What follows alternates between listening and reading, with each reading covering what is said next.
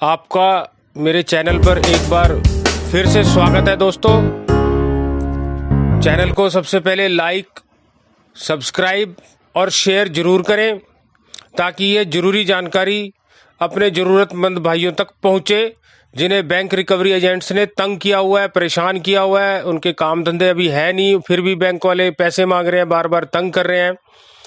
आज मैं आपको आज सुप्रीम कोर्ट में क्या हुआ उसकी जानकारी दूंगा, उसकी इन्फॉर्मेशन दूंगा। इसके अलावा आज फिर से एक बार मैं इन गैर कानूनी रिकवरी एजेंट्स की हरासमेंट से कैसे आप टैकल करना है, इनको कैसे डील करना है, आपके कौन कौन से कानूनी अधिकार हैं और क्या क्या कानूनी तरीके अपनाकर आप इनको टैकल कर सकते हैं।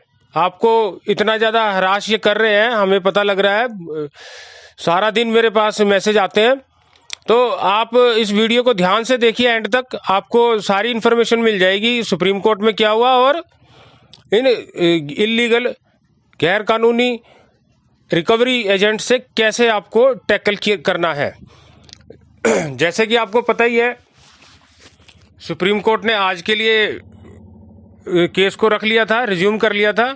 आज फिर सुनवाई हुई, कल भी सुनवाई हुई खूब।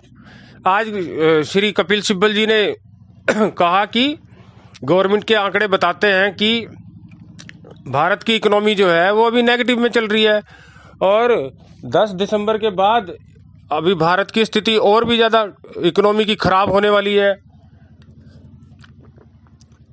तो ऐसे में लोगों के पास कोई साधन आएगा और कम हो जाएगा, तो वो पैसे कैसे देंगे बैंक के? तो उनके लिए कोई ना कोई रिलीफ पैकेज या फिर कोर्ट से कोई ना कोई रिलीफ हमें मिलना चाहिए, जिस पर केंद्र सरकार के वकील श्री तुषार मेहता जी ने कहा कि देखिए, अपील करी उन्होंने सुप्रीम कोर्ट से कि ये बैंक के और जिसने लोन लिया है, जो बोरोवर है, जो जिसने कर्जा लिया हुआ है, ये उनके बीच की आपस की बात है, बैंक की और कर्ज लेने वाले के बीच की। तो कोर्ट की इसमें ज्यूरिडिक्शन नहीं बनती, तो आप इसमें दखल हो सके तो ना दें। फिर बैंक्स के एडवोकेट जो है उन्होंने कहा सुप्रीम कोर्ट से कि कामत कमेटी के हिसाब से जो हमने रिस्ट्रक्चरिंग की हमें जो डेडलाइन दे रखी है 31 दिसंबर, कृपया इसको बढ़ाएं, इसको मार्च तक 31 मार्च 2021 तक एक्सटेंड करें। इसके बाद एसबीआई बैंक ने कहा सुप्रीम कोर्ट से कि भाई ये जो रिस्ट्रक्चरिंग की पॉलिसी है इसके लिए बहुत कम लोगों ने अप्लाई किया है, कोई अप्लाई नहीं कर रहा। तो ये सब बातें सुप्रीम कोर्ट में हुई, जिसे फिर सुप्रीम कोर्ट ने 8 दिसंबर के लिए फिर ऑर्डर करने के लिए रख लिया है।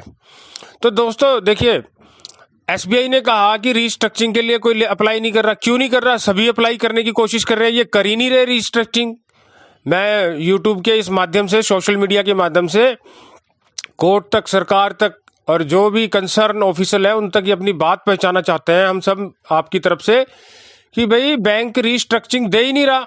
अब रिस्ट्रक्चरिंग अगर मिल जाए तो बोरोवर को कितना ज़्यादा फायदा हो, वो बैंक को भी नुकसान नहीं है और बोरोवर को भी नुकसान नहीं है। वो उसमें मोरेटोरियम भी मिल जाएगा फिर 6 महीने से 2 साल तक का, 1 साल तक का, जितना भी बैठ के जो होगा रिस्ट्रक्चरिंग प्लान। ईएमआई भी छोटी बन सकती है उसमें, तो ये सब हो सकता है। या ईएमआई हॉलीडे भी हो सकता है, साल भर तक, जिसे मोरेटोरियम कहते हैं, वो भी लिया जा सकता है।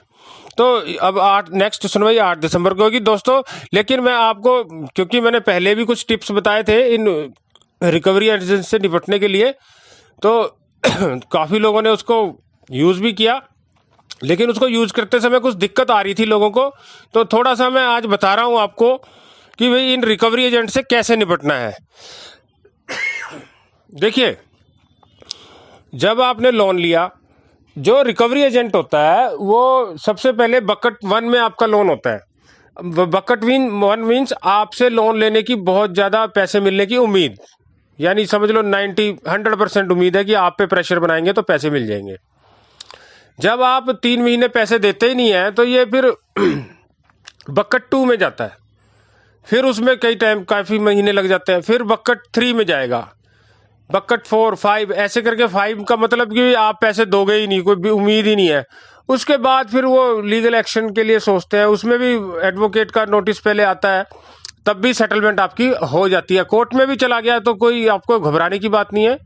कोर्ट में भी आप जब केस ये बैंक्स डालेंगे तो आप उसको एप्लीकेशन देके लोक अदालत में लाकर भी सेटलमेंट हो जाएगी। तो इतना ज़्यादा कोई घबराने की बात नहीं है। जैसे ये रिकवरी एजेंट घर पे आके खड़े हो जाते हैं, फ़ोन पे धमकाते हैं, पैसे दो, हमारे ऊपर से प्रेशर है, नहीं तो हम कल ही लीगल एक्शन ले लेंगे, हम ये कर लेंगे, हम वो कर लेंगे। तो ऐसे आपको ज़्यादा घबराने की बात नहीं है। अच्छा देखिए, आपके घर पे आके कोई गुंडागर्दी कर रहा है तो उसको आप उस रिकवरी एजेंट को बोलिए आप अपना आइडेंटिटी कार्ड दिखाओ। मेरे बहुत सारे सब्सक्राइबर हैं, उन्होंने आइडेंटिटी कार्ड मांगा, इन रिकवरी एजेंट ने दिखाया ही नहीं, किसी ने भी रिकवरी वालों ने ये अपना आइडेंटिटी कार्ड। तो मेरा आपसे निवेदन है, इसका आइडेंटिटी कार्ड लीजिए, उस पर इसका सही नाम लिखा होगा और ये बैंक में क्या लगा है, किस कंपनी का है, या फिर इसका मोबाइल नंबर, इसका एड्रेस वगैरह लिखा होगा। बेसिकली रिकवरी एजेंट जो होते हैं ना तो वो बैंक के होते हैं ना हमारे होते हैं, हम दोनों बैंक और हमारे बीच में ये थर्ड पार्टी होते हैं, इसलिए अपनी आईडी दिखाते नहीं है, जिन्हें बैंक्स ने हायर पे कर रखा होता है प्राइवेट कंपनियों के माध्यम से। तो आप सीधा 112 नंबर पर फ़ोन करिए, जब घर में आता है ये आपको हरास करता है, परेशान कर रहा है, इसकी वीडियो बनाइए और पुलिस को फिर 112 पे उसी टाइम बुलाइए, इसको बिठा लो, इसको जाने नहीं देना। फिर देखिए कैसे एक्शन लेती है पुलिस इनके ऊपर, आपके पास जब प्रूफ होगा। और ये कॉल करते हैं, आपको धमकाते हैं, कॉल रिकॉर्डिंग करिए आप। अच्छा, अब कुछ मैं थोड़े से वैसे आपको बता रहा हूँ।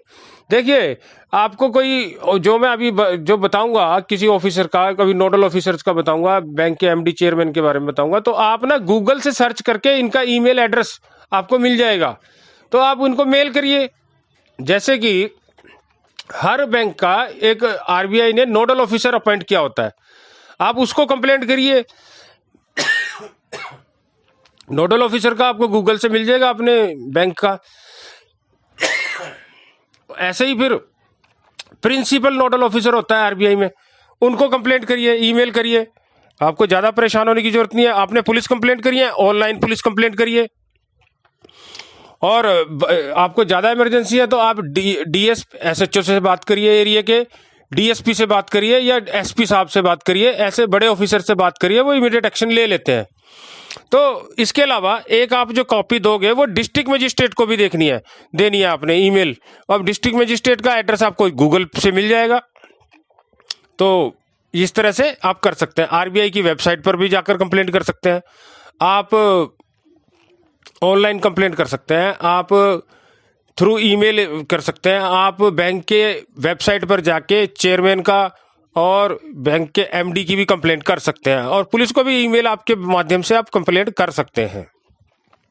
इसके अलावा मैंने आपको बताया था कोई भी आपकी मानहानि नहीं कर सकता कि भैया आपके घर में आके बोलेगा या कोई चार दोस्तों में कहीं ऑफिस में आके बोलेगा, तो वो मानहानि नहीं कर सकते। आप इन पे क्रिमिनल केस डाल सकते हैं मानहानि का भी, पुलिस में भी और कोर्ट में भी। और इसके अलावा आपने जिन शर्तों पे लोन लिया, या ये स्टेटमेंट नहीं दे रहे, या कोई और आपको आपकी और जो इनकी बातचीत हुई थी उसके अलावा ये फाइन ज़्यादा लगा रहे हैं, कुछ लगा रहे हैं, तो आप कंज्यूमर कोर्ट में भी जा सकते हैं। तो दोस्तों, मैं उम्मीद करता हूं कि आपको पता लग गया होगा कि कैसे इन इलीगल बैंक रिकवरी एजेंट की हरासमेंट के खिलाफ शिकायत करनी है। ओके, गुड बाय, जल्दी मिलेंगे नए वीडियो के साथ।